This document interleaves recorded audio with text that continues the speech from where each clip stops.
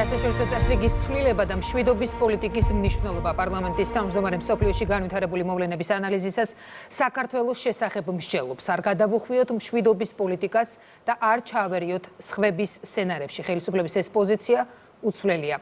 რა ჩვენა გლობალურ პოლიტიკაში შტორმა ნინი გოგიშვილი გიამბობთ.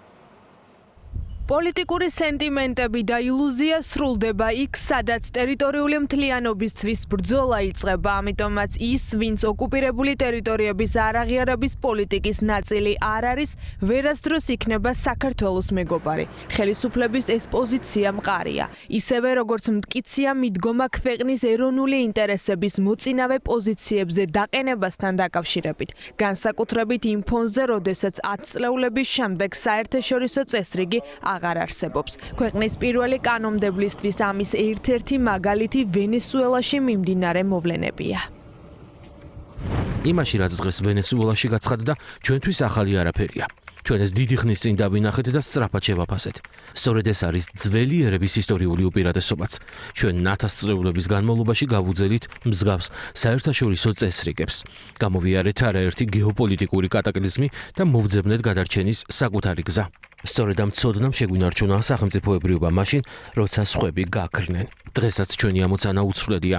დიდი ძალების მიერ ატეხილ შტორმში არ დავაზიანოთ სახელმწიფომ და უნებლად მივიყვანოთ უსაფრთხო ნავსაყუდელში. ვინ ვის და რა მიზანს ემსახურება გლობალური მოვლენებისას ამის ლუსტრაცია უფრო მარტივია. ასეა საქართველოს შემთხვევაშიც. ჯერ მაიდანის შემდეგ ნეპალი, ახლა კი ვენესუელა.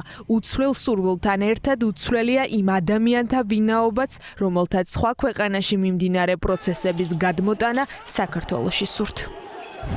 ეს ის სხვისი დროშის მოტფიალი ადამიანების ჯგუფია, რომელმაც ხალხის მხარდაჭერის იმედი დაკარგა. გარეთ ძალების იმედს ხავსით ებღაუჭება და დემოკრატიის ბომბებზე და ლიბერალიზმის რაკეტებზე ოცნებობს. დემოკრატიულად დამარცხებულებს ძალაუფლების მოპოვების მხოლოდ ერთი სცენარია იმედებათ: გარეთ ჩარევით და ძალებით ხელისუფლებაში მოსვლა. რამდენიმე წუთიანმა სპეცოპერაციამ გლობალური მასშტაბითაც ბევრ რამეს ახადა ფარდა. შალვა პაპუაშვილის შეფასებით ევროკავშირი როგორც საერთაშორისო წესრიგის გარანტი აღარ არსებობს. მედიც აღმოჩნდა, რომ ბრიუსელი როცა დასჭირდება მსოფლიო წესრიგის რღვევით სარგებლის მიღებას და მის სათავისოდ გამოყენებასაც არ მოერიდება. ბრიუსელის მხრიდან საქართველოს მიმართ საერთაშორისო სამართლის დარღვევით მოქმედებაც ამის კარგი დასტურია.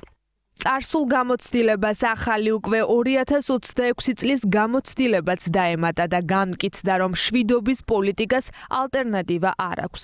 ამ გეგმის ავტორი და გარანტორი უკვე წლებია საქართველოს ხელისუფლება.